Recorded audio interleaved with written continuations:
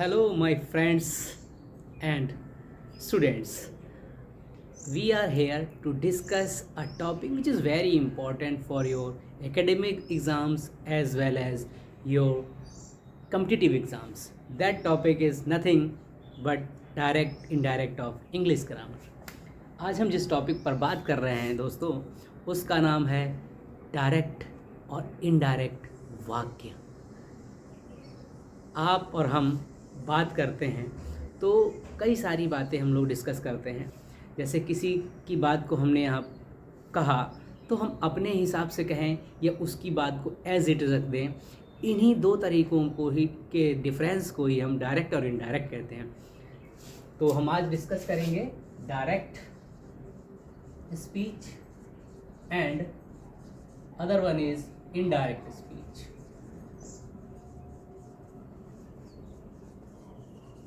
Okay, direct speech और indirect speech. तो what is direct speech? किसी की बात को बिना किसी बदलाव के, लाग लपेट के एज इट इज़ रख देना, जैसा उसने कहा था वैसा ही, उसको हम डायरेक्ट स्पीच कहते हैं। When we say something about any one's quote without any change और manipulation, that sentence is known as direct sentence. Like that कि उसने कहा, अगर आप हिंदी में देखें तो कभी कभी आप यू कैन सी उसने कहा, फिर कोट अनकोट कहता है। कोट और अनकोट इसको कहते हैं। वह मेरी पुस्तक ले गया, ठीक है, कोट अनकोट, ठीक है। तो इस तरह से जब इन्वर्टेड कॉमास के अंदर जो बात लिखी होती है, जिस भी व्यक्ति ने कहा उसकी बात एज इट इज़ लिखी है। ओके, अगर हम इंग्लिश में अगर इसको देखें, किसी दूसरे सेंटेंस को ले लें, you said to him my brother is coming today, is coming today, quote unquote. Inverted commas के अंदर ये बात लिखी होती है, तो ये डायरेक्ट स्पीच होती है। इसमें देखो, इसने, इस बंदे ने जो बात इससे कही है उसमें मैंने लिखा, मैंने है, रिप्रेजेंट मैंने यहाँ किया है इसकी बात को, but nothing I have changed here. मैंने इसमें किसी भी तरह का कोई बदलाव नहीं किया है, मैनिपुलेशन नहीं किया है। जैसा उसने कहा मैंने उसकी बात को एज इट इज़ कोट कर दिया। कोट्स पढ़ते हो ना, है ना, लोगों के कोट्स पढ़ते हैं भी, मोटिवेशनल कोट्स पढ़ते हैं, है ना, स्पिरिचुअल कोट्स पढ़ते हैं। एज इट इज़ लिख, जिसने जो बात कही होती है एज इट इज़ लिख देते हैं हम लोग, उसमें कोई चेंज नहीं करते हैं और नीचे उसका नाम लिख देते हैं। तो वो बात उसकी जो कही जाती है वो डायरेक्ट स्पीच में है, क्योंकि मैंने उसकी कही ही बात में, उसने भले ही बहुत पहले बात कही है लेकिन उसमें किसी भी तरह का कोई बदलाव मैंने नहीं किया है। पास्ट में वो बात कही थी बट स्टिल मैंने उसकी बात को एज इट इज़ रख दिया है, ठीक है। उसने, तुमने उससे कहा था, यू सेड टू हिम, ठीक है। यहाँ पर आप देखेंगे तो it is a past sentence, but यहाँ पर आप माई brother is coming today, here is present. अब यहाँ पर दो तरह की स्पीच होती है रिप्रेजेंट करने की, यहाँ रिपोर्टेड स्पीच और रिपोर्टिंग स्पीच। जो बात उसने कही थी, ये वाली जो इन्वर्टेड कॉमास के अंदर है, इसको हम कहते हैं रिपोर्टेड स्पीच। इसको क्या कहते हैं स्टूडेंट्स और गाइस? Reported speech. जो बात कोटेशन के अंदर है उसको रिपोर्टेड स्पीच कहते हैं, और जो आउट ऑफ कोटेशन है या जो भी ऑब्जेक्ट सब्जेक्ट बाहर हैं इस कोटेशन के, उसको कहते हैं reporting speech. That is reporting speech. Reporting speech, इस पे बच्चों ध्यान दें, कभी कभी कंफ्यूजन हो जाता है कि रिपोर्टेड स्पीच कौन सी है और रिपोर्टिंग स्पीच कौन सी है। तो रिपोर्टेड स्पीच जो बात कही गई है, कही गई थी, जो कोट्स के अंदर है उसको रिपोर्टेड स्पीच कहते हैं। जो प्रेजेंट कर रहा है रिपोर्टिंग, तो reporting speech out of the quote होती है, ठीक है। तो reported speech, reported speech, clear? Reporting और रिपोर्टेड स्पीच, इस बात को ध्यान रखें। अब हम बात करते हैं एक सेंटेंस लेते हैं, तो ये तो हो गया डायरेक्ट स्पीच, जिसकी बात थी एज इट इज़ मैंने रख दी, without any manipulation, without any kind of change, ना तो उसके भाव में बदलाव किया, ना उसके इमोशंस में बदलाव किया, ना ही उसके टेंसेज में बदलाव किया कि वो किस टेंस का है, मैंने कोई चेंज नहीं किया, nothing, as it is I have put, that's why it is known as direct sentence और direct speech of the person. ठीक है, अब मैं इसको डायरेक्ट स्पीच की बात हो चुकी है, अब मैं बात करता हूँ इनडायरेक्ट स्पीच क्या होती है। फर्स्ट अब हम बात करते हैं इनडायरेक्ट स्पीच क्या, व्हाट इज इनडायरेक्ट स्पीच।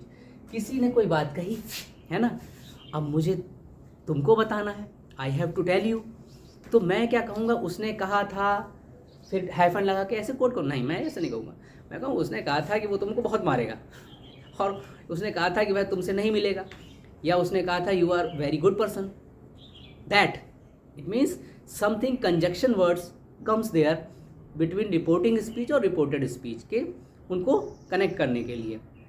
तो डायरेक्ट इनडायरेक्ट स्पीच में क्या होता है कि जैसे किसी ने कोई बात कही है, उसकी बात को हम रिप्रेजेंट करें तो हम अपने वर्ड्स में करेंगे, we represent that talk in our word, उसने जो बात कही है हम उसको अपने शब्दों में लिखेंगे। जैसे किसी ने कुछ कहा कि ही सेड टू मी, या ही सेड टू यू कर लेते हैं, ठीक है, अभी मी रहने दो, कोट्स में लिख दें, my book has been stolen, मेरी किताब चोरी हो गई है, my book has been stolen. ठीक है, ये तो बात है कि मैंने कहा कि भाई इन्वर्टेड कॉमास के अंदर है, तो ये डायरेक्ट स्पीच हो गई, कौन सी स्पीच हो गई, डायरेक्ट स्पीच हो गई। अब मैं कह रहा हूँ भाई इसको मैं इनडायरेक्ट स्पीच में लिखने की कोशिश करता हूँ, तो हाउ, मैं अब अपने वर्ड्स में रिप्रेजेंट करूँगा, I will represent in my own words, I will represent it in my own words now, like this, he said की जगह क्या होता है, सेड टू की जगह आता है told, told you, he told you that, ये कनेक्टिंग वर्ड आ गया, that ये कोट्स अनकोट हट जाएंगे, that his book had been stolen। अब यहाँ पर आप अगर चेकआउट करेंगे तो दो बदलाव हुए हैं, माई की जगह हिज हो गया है और हैज़ की जगह हैड हो गया है। क्यों, why, because I have represented it in my own words, मैंने उसकी बात को अपने शब्दों में यहाँ रिप्रेजेंट किया है, इसीलिए इसमें ये बदलाव हुए हैं। तो क्या बदलाव हुआ, एक तो टेंस जो था अलोंग इसके साथ हो गया, टोल्ड यहाँ पर है, तो मैंने कहा जब कभी भी सेंटेंस आप पढ़े होंगे तो अगर आपका सेंटेंस, एक सेंटेंस पास्ट में है तो दूसरा सेंटेंस भी पास्ट में ही बनता जाएगा। ठीक है, ग्रामर की एक रूल है, अगर कोर्ट में आ जाता है तब तो वो जिसमें था, जिसमें बात उसने कही वो होगी, लेकिन अगर आप डायरेक्ट स्पीच की जगह इनडायरेक्ट स्पीच में बात करते हैं तो वो हो जाता है कि आपको इसके सामंजस्य बिठाना पड़ेगा, इसके सपोर्ट में ये भी सेंटेंस होगा।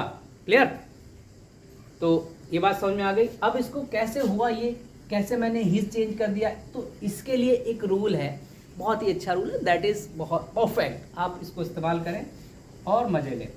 सन 1 2 3, सन 1 2 3, SON, और नीचे डिवीजन में लिखेंगे 1 2 3। जो सन है वो क्या रिप्रेजेंट कर रहा है, subject, object and subject. Dog is barking out there, so don't ignore that, okay.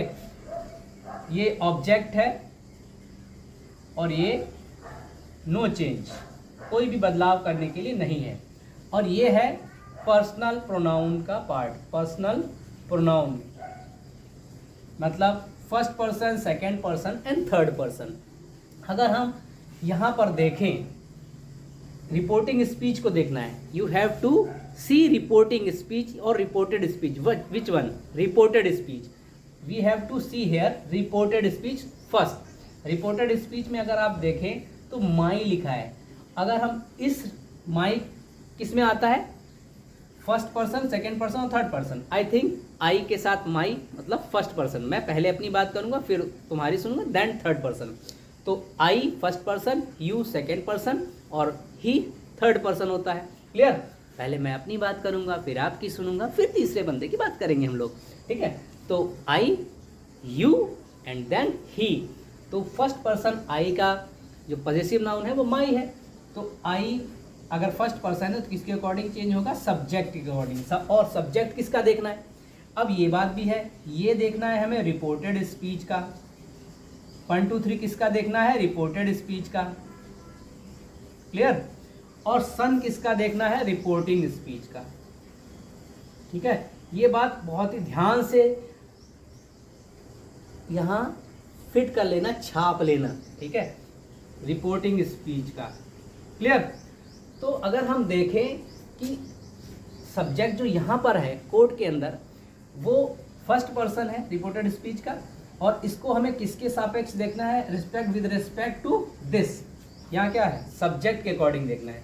तो यहाँ ही है, तो ही का पॉजेसिव प्रोनाउन क्या होता है बच्चों? हिज। क्या होता है? हिज। तो that's why here it is his in place of my. Clear? My की जगह पर हिज आ गया। क्लियर? अब चूंकि ये पास्ट में है तो यहाँ का जो सेंटेंस का हैज है वो हेड में चेंज हो जाएगा। Past of has is had. Okay? तो all is lined up in order. Okay? So this is a indirect speech of this direct speech. Clear? तो किस तरह से ये आपको जो मैंने सन वाला बताया है ये बहुत ही इंपॉर्टेंट है। क्लियर? फॉर्मूला, इसको आप बिल्कुल छाप ले, ध्यान रखें, इट इज़ वेरी इंपॉर्टेंट। और इसी तरह से अब अगर यहाँ पर कुछ डिटेल्ड में अब हम जैसे ब्रीफली मैंने आपको यहाँ पर डिस्कस कर लिया कि व्हाट इज़ डायरेक्ट स्पीच और व्हाट इज़ इनडायरेक्ट स्पीच, और rules, regulation and how to make examples को हम लेंगे और उस पर हम डिस्कस करेंगे थॉरली, जिससे आप बेहतर तरीके से समझ। इन आवर नेक्स्ट लेक्चर और नेक्स्ट वीडियो में हम इस बात पर डिस्कस करेंगे इसके रूल्स क्या होते हैं, how to manufacture them, how to manipulate them, and you will definitely pass out this without any difficulty. This is very good formula. सन 1 2 3 हो जाए। ओके? तो इस बात को आप ध्यान रखें, इसको मगअप करें और try to make sentences of direct और indirect sentences from a book. आप किसी भी किताब को ले लें, चाहे वो 10th की हो, 12th की हो, कॉम्पिटिटिव एग्जाम्स की हो, उसके बनाने को कोशिश करें। और हम नेक्स्ट अपने वीडियो में बात करेंगे इनके रूल्स की और कुछ सेंटेंसेस लेके उनको बनाएंगे। सो तब अगर आपको ये वीडियो अच्छा लगे तो इसको शेयर ज़रूर करें, सब्सक्राइब करें और लाइक करें। इफ़ यू वांट और if you think so that it is good for you, then definitely like, share and subscribe. जय हिंद।